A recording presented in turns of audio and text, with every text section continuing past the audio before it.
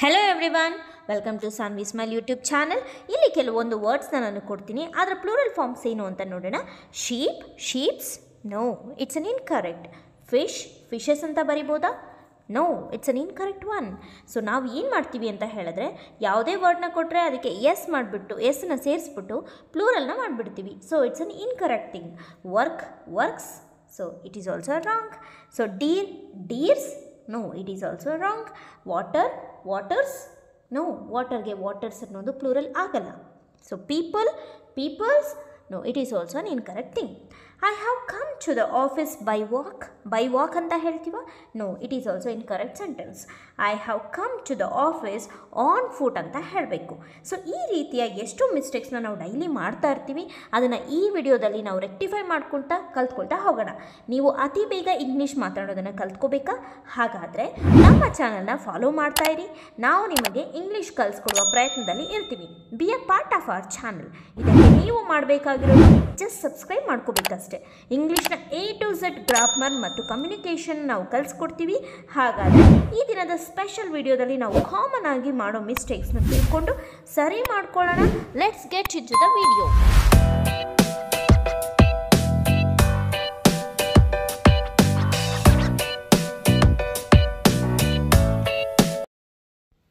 ಹಾಗಾದರೆ ಈಗ ನಾವು ಫಸ್ಟ್ ಸೆಂಟೆನ್ಸ್ ಯಾವುದು ಅಂತ ನೋಡೋಣ.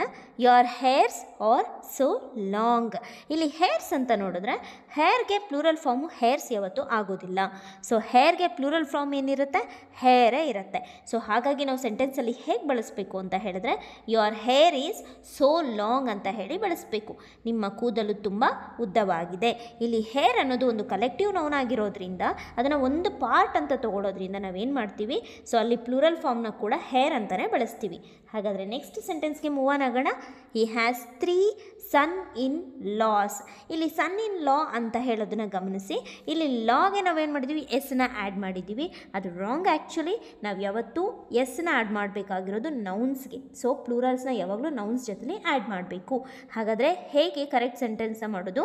ಹಿ ಹ್ಯಾಸ್ 3 ಸನ್ಸ್ ಇನ್ ಲಾ. ಇದು ಕರೆಕ್ಟ್ ಸೆಂಟೆನ್ಸು. ಪ್ಲೂರಲ್ ಯಾವಾಗ ಮಾಡಬೇಕು? ನೌನು ಜೊತೆ ಎಲ್ಲ ಪ್ಲೂರಲ್ನ ನಾವು ಮಾಡಬೇಕಾಗಿರೋದು. ನೆಕ್ಸ್ಟ್ ಈಗ ಮೂರನೇ ಸೆಂಟೆನ್ಸನ್ನು ನೋಡೋಣ.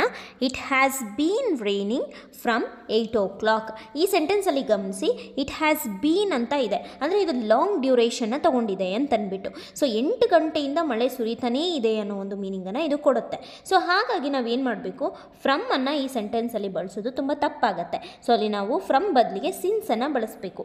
ಫ್ರಮ್ ಅಂತ ಬಳಸಿದಾಗ ಅದಕ್ಕೆ ಒಂದು ಸ್ಟಾರ್ಟಿಂಗ್ ಪಾಯಿಂಟನ್ನ ಹೇಳಬೇಕಾದ್ರೆ ನಾವು ಫ್ರಮ್ಮನ್ನು ಬಳಸ್ತೀವಿ, ಜೊತೆಗೆ ಅದು ಶಾರ್ಟ್ ಟೈಮ್ ಪೀರಿಯಡ್ ಆಗಿರುತ್ತೆ. ಸಿನ್ಸ್ ಬಳಸೋದು ನಾವು ಯಾವಾಗಪ್ಪ ಅಂತ ಹೇಳಿದ್ರೆ long time period. For example has been ಅಂತ ಯಾವಾಗಲೇ ಬಂದರೂ ಕೂಡ ಅದ್ರ ಜೊತೆಲಿ ನಾವು ಸಿನ್ಸನ್ನು ಬಳಸ್ತೀವಿ. ಹಾಗಾದರೆ ಈಗ ನಾವು ನೆಕ್ಸ್ಟ್ ಸೆಂಟೆನ್ಸ್ಗೆ ಮೂವ್ ಆನ್ ಆಗೋಣ.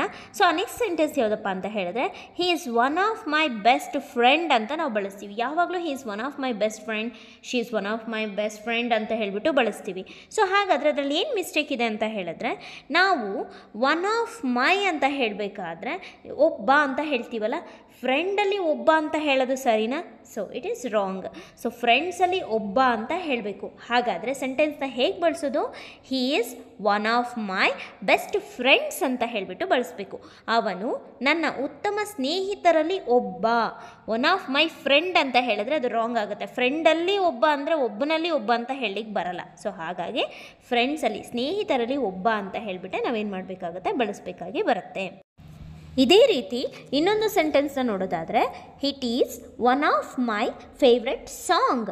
It is one of my favourite song ಅಂದರೆ ಸಾಂಗಲ್ಲಿ ಒಂದು ಅಂತ ಹೇಳಲಿಕ್ಕೆ ಬರುತ್ತಾ? ಇಲ್ಲ. ಸೊ ಹಾಗಾದರೆ ನಾವೇನು ಮಾಡಬೇಕು? It is one of my favourite songs ಅಂತ ಹೇಳಿ ಬಳಸಬೇಕು. ಅದು ನನ್ನ ನೆಚ್ಚಿನ ಹಾಡುಗಳಲ್ಲಿ ಒಂದಾಗಿದೆ ಅಂತಂದ್ಬಿಟ್ಟು ಬಳಸಬೇಕು. ಸಾಂಗ್ಸಲ್ಲಿ ಒಂದು ಅಂದರೆ ಕರೆಕ್ಟ್ ಆಗುತ್ತೆ. ಸಾಂಗಲ್ಲಿ ಒಂದು ಅಂತ ಹೇಳಿದ್ರೆ ತಪ್ಪಾಗತ್ತಲ್ವ? ಸೊ ಹಾಗಾಗಿ ನಾವೇನಂತ ಬಳಸಬೇಕು? ಸಾಂಗ್ಸ್ ಅಂತ ಹೇಳಿ ಬಳಸಬೇಕು. ಹಾಗಾದರೆ ಈಗ ನಾವು ನೆಕ್ಸ್ಟ್ ಸೆಂಟೆನ್ಸ್ಗೆ ಮೂವ್ ಆನ್ ಆಗೋಣ. ಇದನ್ನಂತೂ ನಾವು ತುಂಬ ಸರ್ತಿ ಮಿಸ್ಟೇಕ್ ಮಾಡ್ತಾ ಇರ್ತೀವಿ. So I didn't spoke with her. I didn't spoke. Already ನಾನು ಡಿಂಟ್ ಅನ್ನೋದನ್ನು ಪಾಸ್ಟ್ ಟೆನ್ಸಲ್ಲಿ ಬಳಸೋದ್ರಿಂದ ನೆಕ್ಸ್ಟ್ ಬರುವಂಥ ಮೇನ್ ವರ್ಬ್ನ ನಾವು V2 ಅಲ್ಲಿ ಹಾಕೋದು ತಪ್ಪು. ಸೊ ಹಾಗಾಗಿ ಅದನ್ನು ನಾವು V1ಅಲ್ಲೇ ಇಡಬೇಕು. ಸೊ ಸ್ಪೋಕು ಬೇಸ್ ಫಾರ್ಮಲ್ಲಿ ಇರಬೇಕು. I didn't speak with her ಅನ್ನೋದು ಕರೆಕ್ಟ್ ಸೆಂಟೆನ್ಸ್ ಆಗುತ್ತೆ. ಸೊ ನಾವು ಒಂದು ಸರ್ತಿ ಪಾಸ್ಟ್ ಟೆನ್ಸ್ನ ಬಳಸಾದ್ಮೇಲೆ ಅದರ ಪಕ್ಕದಲ್ಲೇ ಬರುವಂಥ ಮೇನ್ ವರ್ಬನ್ನು ನಾವು ಮತ್ತೆ ಅಗೇನ್ ಪಾಸ್ಟ್ ಟೆನ್ಸಲ್ಲಿ ಬಳಸೋ ಅವಶ್ಯಕತೆ ಇಲ್ಲ. ಇದೇ ರೀತಿ ಇನ್ನೊಂದು ಸೆಂಟೆನ್ಸ್ನ ನೋಡೋದಾದರೆ, did you brought lunch box. ನೋಡಿ, ಇಲ್ಲಿ ಡಿಡ್ ಅನ್ನೋದು ಪಾಸ್ಟ್ ಟೆನ್ಸಲ್ಲಿ ಇರೋದ್ರಿಂದ ಅಗೇನ್ ನಾವು ಮೇನ್ ವರ್ಬನ್ನು ಪಾಸ್ಟ್ ಟೆನ್ಸಲ್ಲಿ ಇಡೋ ಅವಶ್ಯಕತೆ ಇಲ್ಲ. ಸೊ ಹಾಗಾದರೆ ಅದನ್ನು ಹೇಗೆ ಬಳಸಬೇಕು? Did you bring lunch box ಅಂತ ಹೇಳಿಬಿಟ್ಟು ಬಳಸಬೇಕು. ಈಗ ನೆಕ್ಸ್ಟ್ ಸೆಂಟೆನ್ಸ್ಗೆ ಮೂವ್ ಆನ್ ಆಗೋಣ. ಸೊ ಇದನ್ನು ಕೂಡ ನಾವು ಯಾವಾಗಲೂ ಮಿಸ್ಟೇಕ್ ಮಾಡ್ತಾನೇ ಇರ್ತೀವಿ. 2 ಡಜನ್ಸ್ ಆಫ್ ಬನಾನಾ ಅಂತ ಹೇಳಿಬಿಟ್ಟು 2 ಡಜನ್ಸ್ ಆಫ್ ಬನಾನಾ. ಇಲ್ಲಿ 2 ಅಂತ ಹೇಳುವಾಗ ಸೊ ಡಜನ್ ಅಂತ ಬಂದಾಗ ನಾವು ಯಾವಾಗಲೂ ಡಜನ್ ಅಂತ ಹೇಳಿದ್ರೆ 12 ಅಂತ ನಮಗೆ ಕನ್ನಡದಲ್ಲಿ ಮೀನಿಂಗ್ ಬರುತ್ತೆ, ಅಂದರೆ 12 ಅಂತ ಹೇಳಿಬಿಟ್ಟು. ಸೊ ಅದು ಒಂದು ಸೆಟ್ ಅಥವಾ ಕಲೆಕ್ಟಿವ್ ನೌನ್ ಅಂತ ತೊಗೊಂಡಾಗ ಅದನ್ನು ಯಾವಾಗಲೂ ನಾವು ಡಜನ್ಸ್ ಅಂತ ಹೇಳಿ ಬಳಸಬಾರ್ದು, ಡಜನ್ ಅಂತಲೇ ಬಳಸಬೇಕು. For example 2 dozen of bananas ಅಂತ ಹೇಳಿಬಿಟ್ಟು ಬಳಸಬೇಕು. ಬನಾನಾಸ್ ಅಂತ ಹೇಳಿದ್ರೆ ಅದರಲ್ಲಿ 12 ಇರುತ್ತೆ. ಸೊ ಹಾಗಾಗಿ ಬನಾನಾ ಅಂತ ಹೇಳಬಾರ್ದು, ಬನಾನಾಸ್ ಅಂತ ಹೇಳಿಬಿಟ್ಟು ಹೇಳಬೇಕು. 2 dozen of bananas is the correct sentence. ಈಗ ನೆಕ್ಸ್ಟ್ ಸೆಂಟೆನ್ಸ್ಗೆ ಮೂವ್ ಆನ್ ಆಗೋಣ. I came to the office by walk. I came to the office by walk. By walk ಅಂತ ಹೇಳಿ ಬಳಸಬಾರ್ದು. ಸೊ ಅಲ್ಲಿ ಏನು ಬಳಸಬೇಕಪ್ಪ ಅಂತ ಹೇಳಿದ್ರೆ I came to the office on foot ಅಂತ ಹೇಳಿಬಿಟ್ಟು ಬಳಸಬೇಕು. ನಾನು ಆಫೀಸ್ಗೆ ನಡೆದುಕೊಂಡು ಬಂದೆ, ಆನ್ ಫುಟ್ ಅಂತ ಹೇಳಿ ಬಳಸಬೇಕು. ಇದನ್ನು ಯೂಶ್ವಲಾಗಿ ನಾವು ಯಾವಾಗಲೂ ಬೈ ವಾಕ್ ಬಂದೆ ಅಂತ ಹೇಳಿಬಿಟ್ಟು ಬಳಸ್ತಾ ಇರ್ತೀವಿ. ಸೊ ಅದನ್ನು ಸ್ವಲ್ಪ ರೆಕ್ಟಿಫೈ ಮಾಡ್ಕೋಬೇಕು. I came to the office on foot ಅಂತ ಹೇಳೋದು ಕರೆಕ್ಟ್ ಸೆಂಟೆನ್ಸ್ ಆಗಿ ಇರುತ್ತೆ. ನೆಕ್ಸ್ಟ್ ಈಗ ಅನದರ್ ಸೆಂಟೆನ್ಸ್ ನೋಡೋಣ. I need to returned back to the office. ಈ ಸೆಂಟೆನ್ಸಲ್ಲಿ ಗಮನಿಸಿ, ರಿಟರ್ನ್ಡ್ ಬ್ಯಾಕ್ ಅಂತ ಹೇಳಿ ಬಳಸಿದ್ದೀವಿ. ರಿಟರ್ನ್ ಅಂದರೆ ಏನು? ವಾಪಸ್ ಬರೋದು. ಬ್ಯಾಕ್ ಅಂದರೆ ಏನು? ಹಿಂದಕ್ಕೆ ಬರೋದು. ಸೊ ಹಾಗಾದರೆ ಇದೆರಡೂ ಒಂದೇ ಸೆಂಟೆನ್ಸಲ್ಲಿ ಬಳಸೋ ಅವಶ್ಯಕತೆ ಇಲ್ಲ. ಸೊ ಹಾಗಾದರೆ ಹೇಗೆ ಹೇಳಬೇಕು? I need to return to the office ಅಂತ ಹೇಳಿ ಹೇಳಬೇಕು. ನಾನು ಆಫೀಸಿಗೆ ಹಿಂತಿರುಗಬೇಕಾಗಿದೆ ಅಂತ ಹೇಳಿ. ಸೊ ರಿಟರ್ನ್ಡ್ ಬ್ಯಾಕು ಒಂದೇ ಸೆಂಟೆನ್ಸಲ್ಲಿ ಬಳಸಬಾರ್ದು, ಅದು ರಿಡಂಡೆನ್ಸಿ ಆಗುತ್ತೆ, ಅಂದರೆ ರಿಪಿಟೇಷನ್ ಆಗುತ್ತೆ. ಈಗ ನೆಕ್ಸ್ಟ್ ಸೆಂಟೆನ್ಸ್ ನೋಡೋದಾದರೆ, ಮೈ ಬರ್ಡೇ ಈಸ್ ಆನ್ ಜಾನ್ವರಿ ಅಂತ ಹೇಳಿ ಹೇಳಬಾರ್ದು. ಮೈ ಬರ್ಡೇ ಈಸ್ ಆನ್ ಜಾನ್ವರಿ ಅಂತ. ಪ್ರಿಪೋಸಿಷನ್ ಅಂದರೆ ಒಂದು ಮಂತನ್ನ ಯೂಸ್ ಮಾಡಬೇಕಾದ್ರೆ, ಮಂತ್ ಹೆಸರನ್ನು ಹೇಳಬೇಕಾದ್ರೆ ಜಾನ್ವರಿ, ಫೆಬ್ರವರಿ, ಮಾರ್ಚ್, ಏಪ್ರಿಲ್ ಈ ರೀತಿ ಹೇಳಬೇಕಾದ್ರೆ in January, in February, in April, in March ಅಂತ ಹೇಳಿಬಿಟ್ಟು ನಾವು ಬಳಸಬೇಕು.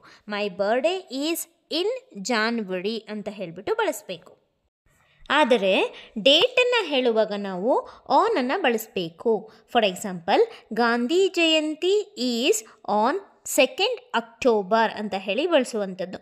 ಡೇಟ್ ಮುಂಚೆ ಬಂದಾಗ, ಅಂದರೆ ತಿಂಗಳಿಗಿಂತ ಮುಂಚೆ ಒಂದು ಡೇಟ್ ದಿನ ಮುಂಚೆ ಬಂದಾಗ ನಾವು ಆವಾಗ on 2nd October, on 15th April ಅಂತ ಹೇಳಿಬಿಟ್ಟು ಬಳಸಬೇಕು. Example, my birthday is on 15th April ಅಂತ ಹೇಳಿಬಿಟ್ಟು, ಮೈ birthday is on 18th December ಈ ರೀತಿ ನಾವೇನು ಮಾಡಬೇಕು? ಬಳಸಬೇಕು. ಸೊ ಹಾಗಾದರೆ ನೆಕ್ಸ್ಟ್ ಸೆಂಟೆನ್ಸ್ನ ನೋಡೋದಾದರೆ, the ship was drowned. The ship was drown ಅಂದರೆ ಏನು? ಮುಳುಗೋದು ಅಂತ ಹೇಳಿಬಿಟ್ಟು. ಸೊ ನಾವು ಶಿಪ್ಗೆ ಹೇಳಬೇಕಾದ್ರೆ ಪರ್ಟಿಕ್ಯುಲರಾಗಿ ಡ್ರಾನ್ಡ್ ಅಂತ ಹೇಳಬಾರ್ದು, ದಟ್ ಶಿಪ್ ವಾಸ್ ಸಂಕ್ ಅಂತ ಹೇಳಬೇಕು. ಹಡಗು ಮುಳುಗಿತ್ತು ಅಂತ ಹೇಳಿಬಿಟ್ಟು. ಸಂಕ್ ಅನ್ನೋದು ಶಿಪ್ಗೆ ಪರ್ಟಿಕ್ಯುಲರ್ ಆಗಿ ಬಳಸಬೇಕು. ಇದನ್ನು ನೆನ್ಪಿಟ್ಕೊಳ್ಳಿ. ಹಾಗಾದರೆ ನೆಕ್ಸ್ಟ್ ಸೆಂಟೆನ್ಸ್ಗೆ ನಾವೇನು ಮಾಡೋಣ? ಮೂವ್ ಆನ್ ಆಗೋಣ. I preferred tea than coffee. Than ಅನ್ನೋದನ್ನು ಇಲ್ಲಿ ಬಳಸಬಾರ್ದು, ಟೀ ದ್ಯಾನ್ ಕಾಫಿ ಅಂತ ಹೇಳಿಬಿಟ್ಟು. I preferred tea to coffee ಅನ್ನೋದು ಕರೆಕ್ಟ್ ಸೆಂಟೆನ್ಸ್ ಆಗುತ್ತೆ. ನಾನು ಕಾಫಿ ಬದಲಿಗೆ ಟೀನ ಇಷ್ಟಪಡ್ತೀನಿ ಅಂತ ಟೂನ ಬಳಸ್ಕೋಬೇಕು ಅಲ್ಲಿ, ದ್ಯಾನ್ನ ಬದಲಿಗೆ. I prefer tea to coffee ಅನ್ನೋದು ಕರೆಕ್ಟ್ ಸೆಂಟೆನ್ಸ್ ಆಗಿ ಇರುತ್ತೆ. ಈ ರೀತಿಯ ಹಲವಾರು ಸೆಂಟೆನ್ಸಸ್ನ ನಾವು ಏನು ಮಾಡ್ತೀವಿ? ಡೈಲಿ ಮಿಸ್ಟೇಕ್ಸ್ನ ಮಾಡ್ತಾ ಬಳಸ್ತಾನೆ ಇರ್ತೀವಿ. ಸೊ ಅದನ್ನು ನಾವು ಏನು ಮಾಡಬೇಕಪ್ಪ ಅಂತ ಹೇಳಿದ್ರೆ ರೆಕ್ಟಿಫೈ ಮಾಡಿಕೊಂಡು ಕರೆಕ್ಟ್ ಮಾಡಿಕೊಂಡು ಬಳಸೋದನ್ನು ಕಲ್ತ್ಕೋಬೇಕು. ಇದರಿಂದಾಗಿ ನಮ್ಮ ಇಂಗ್ಲೀಷ್ ಗ್ರಾಮರ್ನ ಫ್ಲೂಯೆನ್ಸಿ ಕೂಡ ಇಂಪ್ರೂವ್ ಆಗುತ್ತೆ ಮತ್ತು ನೀವು ಕಮ್ಯುನಿಕೇಷನ್ನು ಕೂಡ ಬಿಲ್ಡ್ ಮಾಡ್ಕೋಬೋದು. ಈ ವಿಡಿಯೋ ನಿಮಗೆ ಇಷ್ಟ ಆಗಿದ್ದರೆ ಅದನ್ನು ಲೈಕ್ ಮಾಡೋದು ಮಾತ್ರ ಮರಿಬೇಡಿ. ಯಾಕಂತ ಹೇಳಿದ್ರೆ ಒಂದು ವಿಡಿಯೋ ಮಾಡಬೇಕಂದ್ರೆ ನಾವು ತುಂಬ ಪರಿಶ್ರಮವನ್ನು ಹಾಕಿರ್ತೀವಿ. ನಿಮ್ಮ ಲೈಕ್ ನಮಗೆ ತುಂಬ ವ್ಯಾಲ್ಯೂಯಬಲ್ ಆಗಿರುತ್ತೆ. ಹಾಗೆ ನಮ್ಮ ಹಲವಾರು ವಿಡಿಯೋಸಲ್ಲಿ ಆಲ್ರೆಡಿ ನಾವು ಗ್ರಾಮರ್ ಬಗ್ಗೆ ವರ್ಬ್ಸ್, ಟೆನ್ಸಸ್ ಮತ್ತು ಪ್ರತಿಯೊಂದು ಗ್ರಾಮರ್ ಬಗ್ಗೆ ವಿಡಿಯೋಸ್ನ ಮಾಡಿ ಅಪ್ಲೋಡ್ ಮಾಡಿದ್ದೀವಿ. ಅದನ್ನು ಕೂಡ ನೀವು ವಾಚ್ ಮಾಡಿ. ಜೊತೆಗೆ ನಿಮ್ಮ ಕಾಮೆಂಟ್ಸ್ ಕೂಡ ನಮಗೆ ತುಂಬ ವ್ಯಾಲ್ಯೂಯಬಲ್ಲು. ಹೇಗಿದೆ ವಿಡಿಯೋ ಅನ್ನೋದು, ಅಥವಾ ನಿಮಗೇನಾದರೂ ಮಿಸ್ಟೇಕ್ಸ್ ಅಥವಾ ಡಿಫಿಕಲ್ಟ್ ಅನಿಸಿದ್ರೆ ಗ್ರಾಮರಲ್ಲಿ, ಸೊ ಅದನ್ನು ಕೂಡ ಮೆನ್ಷನ್ ಮಾಡಿ. ನಾವು ಅದ್ರ ಮೇಲೂ ಕೂಡ ವಿಡಿಯೋ ಮಾಡುವಂತಹ ಪ್ರಯತ್ನವನ್ನು ಮಾಡ್ತೀವಿ. Thank you everyone.